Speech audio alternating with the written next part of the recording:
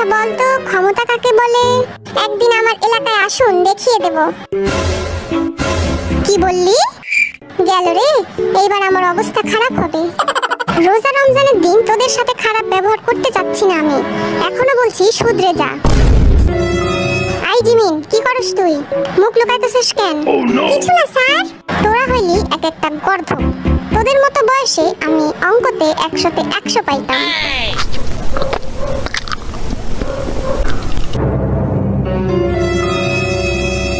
যা, ধরা খাইয়া গেলাম তো, এবার কি বলবো নি? ও তাহলে এই ব্যাপার, চুরি কইরা খাইতাছস তুই? স্যার আমার পেট খারাপ ছিল, তাই রোজা রাখতে পারিনি। যাক বাবা, আমার হাতে খাবার আছে, এইটা মনে হয় দেখতে পাই নাই। আইভি, তুইও রোজা নাই? কি বলেন স্যার, আমি তো রোজা। ফাজলামি করার আর জায়গা পাস না? না না স্যার, আমি তো রোজা ছিলাম। কাল ইফতারের সময় এই খাবার বেঁচে গিয়েছিল, আর আপনারাই তো বলেন যে খাবার অপচয় করা ঠিক না, তাই তো আমি খাবারটা নষ্ট হতে দিলাম না। ঠিক করিনি স্যার? তা তোর পাশেরটারও কি সেম কেস নাকি?